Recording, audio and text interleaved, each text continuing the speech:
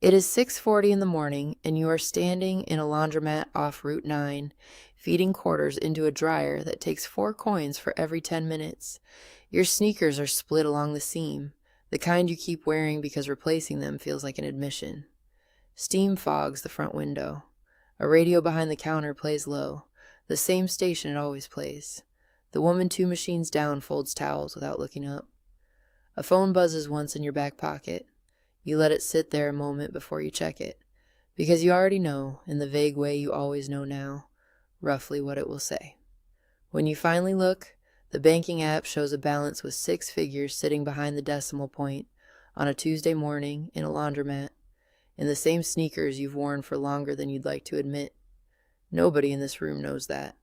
Not the woman folding towels, not the teenager mopping near the vending machines against the back wall.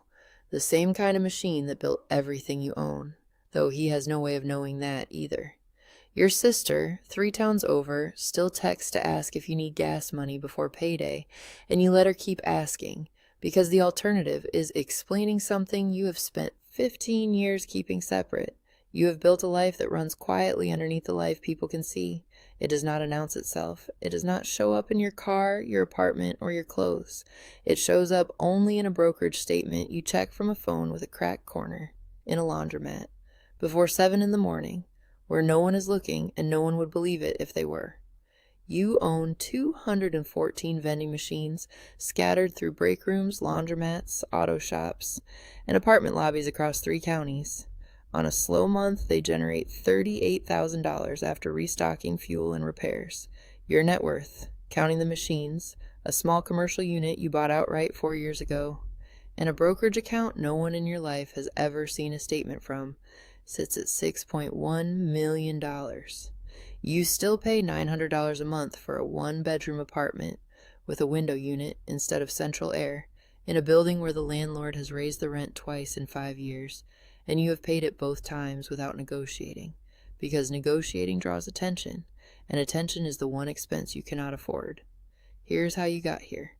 At 19, you worked the overnight shift at a gas station off the interstate for $9 an hour, mostly because the night shift paid an extra $1 and there was nowhere to spend money at 3 in the morning anyway.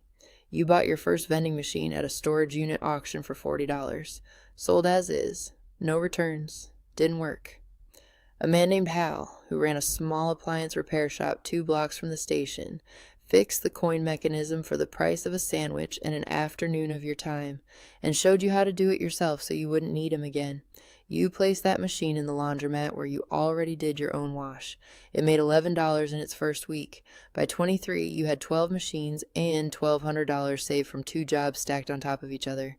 You bought a route off a vendor who was retiring for $6,000, paid in 3 installments, money you didn't have until you simply made yourself have it. By 27, you had 40 machines and a used pickup truck with the passenger seat taped shut where the fabric had split. You were sleeping 5 hours a night and told yourself it was temporary, the way everyone tells themselves that, right up until 5 hours becomes the only number you remember how to sleep. By 31, you crossed $1 million in net worth. You found out on a Tuesday night, standing in the same laundromat, restocking a snack machine that had jammed on a bag of pretzels, the metal coil refusing to turn. The light above you was buzzing the way it always buzzed. Your hands smelled like coins, the way they always smelled. You stood there for a moment after you saw the number on your phone, waiting for something to feel different, waiting for the ache in your lower back to lift, or for the fluorescent light to look less gray. Nothing changed. You ate a stale granola bar pulled from the machine you had just finished restocking, locked the panel, and drove home in the dark. By 34, you had 150 machines and an accountant who told you, flatly in a tone he probably used with clients twice your net worth, that you could stop working the routes yourself. You kept working them anyway. By 36, you crossed $5 million and bought the commercial unit outright instead of leasing it, a decision that took you 4 months to make and 11 minutes to execute once you decided. Here's what nobody tells you about a number like that. It does not change the muscle memory of counting quarters into stacks of 40, the same motion your hands learned at 19, the same motion they still know better than almost anything else you have learned since. It does not stop you from doing the mental math on a $4 coffee before you order it. weighing the cost against nothing, against a brokerage account that could buy the entire coffee shop without you noticing the dent. The fear that built 214 machines does not leave once the machines start paying for themselves. It only gets quieter and finds smaller things to attach itself to. The cost of this life is not dramatic, and that is exactly the point.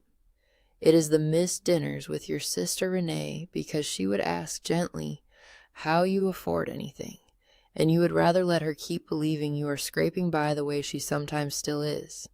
It is the 2009 Honda Civic you still drive, 187,000 miles on it, because a newer car would be a question with no good answer attached. It is the $6 lunch you order at the same diner 3 times a week, the same counter seat, the same tip, 18%, the exact percentage that mattered when 18% was the difference between making rent and not. It is skipping the family reunion 2 years running, not because you are too busy, but because somebody always asks for a loan, and the easiest lie is the one where you simply don't have it. You have not told anyone the real number, not Hal, who still calls every few months to ask how the machines are running and never once asked what they're worth, not Renee. There is a version of your life that exists only on a brokerage statement, a property deed, and a 1-page summary your accountant sends every quarter, and a version that exists in laundromats, break rooms, and the front seat of a Honda with a check engine light you have learned to ignore the way other people ignore a clock. You have kept the 2 versions so carefully separate that some mornings, standing at a folding table at dawn, you genuinely forget they belong to the same person. It is 6:58 now. The dryer finishes its cycle with a metal clatter that echoes off the cinder block walls. You pull out the single set of work pants, fold them on the same table you have folded clothes on for 19 years, smoothing the crease with the side of your hand the way you always do. You check the app one more time before you put the phone away. The number is still there, unchanged, the way it usually is, a 6-figure decimal sitting quietly behind a balance that does not match the sneakers, the Civic, or the rent. It does not look any different than it did at 6:40. It rarely does. Numbers like that don't announce themselves twice.